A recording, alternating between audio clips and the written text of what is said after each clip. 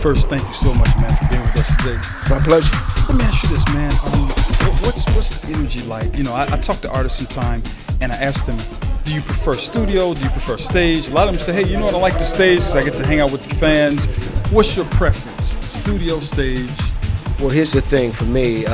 If it's not for the studio, the creative process of it in the beginning, it doesn't allow you to have an opportunity to enjoy the stage.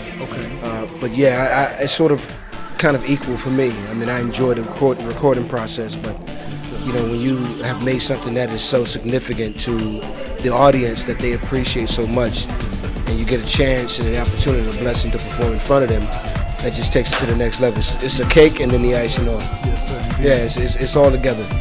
You know, I'm gonna tell you, you have been a favorite for quite some time. How do you consistently reinvent yourself and stay as sharp and stay amazing like you do? What's the secret, man? You know, there is no secret. I am a very humble individual that understands that where I am in this industry is by grace and is by my mom's prayers and my dad's diligence and his faith and what he believed in and that instilled it in me. And to now embrace this industry and to want to appreciate and to understand that there's a certain level of appreciation that comes along with it. I don't take it for granted. I mean, I really respect what this industry is and the process that it takes to get to where you are. And I'm just always going to be I'm always going to be an artist that want to fight and want to continue to try to be the best that I can be. So it's not real strategy. It's just that, you know what, just fight hard and just try to make the best music that you can possibly make. And if people agree with that, then that's a purposeful situation. Distinguished gentleman right there, guys, and I got the pleasure to be talking to him. What's next, man? What's coming up, bro? Well, you know, I got a new album coming this year, album number 12, and thank God for that. R&B is at a critical state at this point. You know,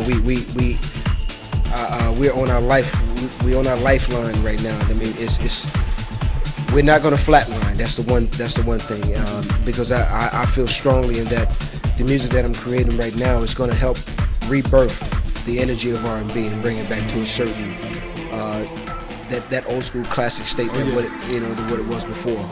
So I think it's important to not follow what R&B is doing today, because you look at the Bryson Tillers, the Tory Lanez, you know, they're taking pages from like the 90s R&B, which is great. I mean, it's a compliment. But what we took pages from the 90s were the classics, the 60s, the 70s of R&B. And I think that's still important because that's what made R&B what it is today. So I want to hold on to those values. And hopefully, you know, radio can appreciate that, because that's a big part of what, you know, R&B is fighting towards their return to, you know, appreciation. Radio really has to embrace this classic sound of R&B. So it's important that radio becomes a part of that. Absolutely. Well, we're not going to keep you. We know your schedule is busy, my friend, but thank you for talking to us. My pleasure. Guys, that is the fabulous Joe. He's on his way out of here, but we got him right here on Side Notes. Stay tuned to Side Notes for other great coverage of our concerts this concert season. Thanks a lot, guys, for watching.